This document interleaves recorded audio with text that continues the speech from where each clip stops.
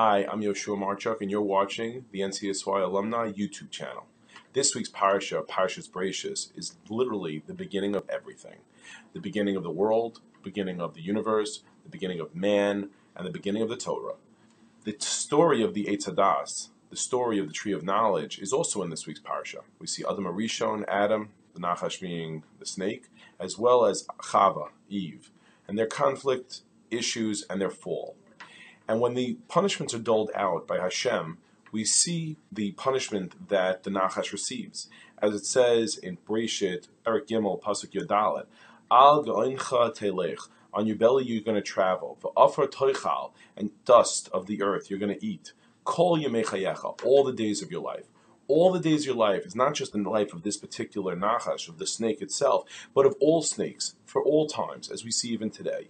It's going to be a situation where their food is always right in front of them, and all they're going to have to eat is the dust of the earth itself. It's interesting because you see Adam Arishon, man, his punishment was that you're going to have to toil. Every loaf of bread you're going to have to work for. Every fruit from the tree you're going to have to work for. And every animal you're going to have to hunt for. It's all there. They're going to have to fight for it. On a simplistic, very simplistic level, it looks like, wow, the Nachash gets off easy. The snake food's right over there. But Adam, he's the one that's going to have to work for it. Which is actually, as the commentaries spell out for us, is just the contrary to that. The Nachash is the one that Hashem goes ahead and casts away. Says, I don't want a relationship with you at all. You're going to have everything in front of you. Don't even bother with me. Kol Yemei Chayecha, forever and ever, I don't want to have anything to do with you. Adam Arishon has to have this relationship, working together with Hashem, whether it's through tefillah, through prayer, or whether it's going ahead and working with other people to bring the food to the tables of all people. You have so many people involved with the production of food and individuals. He's going to have to work for it, but there's going to be so much more community involved with it. I mentioned the word that Hashem cast away the Nachash. It reminded me of the movie that Tom Hanks starred in back in 2000, Castaway, where Tom Hanks was on this deserted island. He was there by himself, and he was there, and at one point he was very frustrated when he cut his hand. He took this volleyball that had washed up the shore, a Wilson volleyball, and smacked it away. When he looked at the volleyball afterwards, it looked as if there was a kind of a shape there of a face. And he continued to make some eyes and a mouth and such, and the blood of his hand dried into this Wilson volleyball itself. And now he had his new friend named Wilson that was going to stay there with him on the island. And he was to talk with Wilson. Obviously, he was doing all the talking, but holding both sides of the conversation. And at one point he even says, don't worry, Wilson, I'll do all the paddling, you just hang on, when it was time to try to escape the island and be able to find help.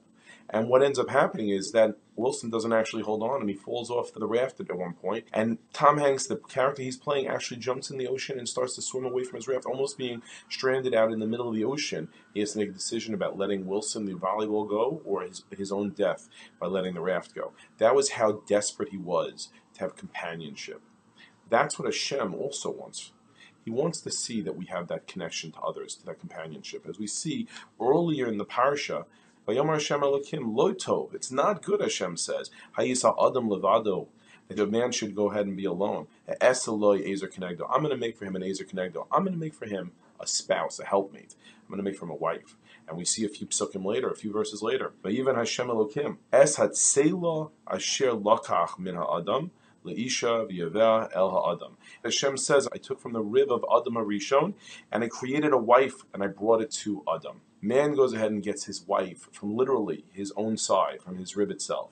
The Chidah comments on the fact that if you take the word that means rib, hatzela, and you rearrange the letters, it comes up with the word le'etza, to give counsel, to give advice. That your ezer kenegdo, your wife, should be the person that counsels you and gives you advice. As we see the Gemara in Bava Metzia on page 59, first side A, what does it tell us? Your wife, you should yield to her and you should follow her advice. Why? So a woman goes ahead, she can anchor a man. She can go ahead and show him the right path to go with, and that's what the Torah looks from us. The Nachash might have gotten the easy, quick, fast food of the dust of the earth, but Hashem gave us even more. He gave us a relationship. And we see that so clearly from this past holiday that we just had of Shmini Atzeres. In Shmini Atzeres, that Hashem turns around and He says to us, I want an Atzeres. After this whole week of Sukkot, all of the nations of the world came and brought karbanos, brought sacrifices to us, and we're all celebrating together that the rain was going to come, that the rainy season was coming. That's all nice and all, but I have one more day. One more day I want with just the Jewish people. And what does He ask for? Rashi explains, he says, it's hard for me to separate from you because I'm going to miss you so much. He wants that companionship with us. So yes, it's true. Mankind, and we know very well, has to work very hard for its food.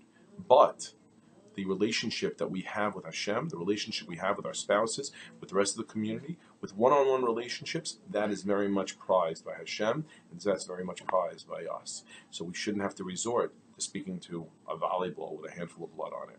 Ladies and gentlemen, you should have a Shabbat Shalom, and we look forward to seeing you again next week.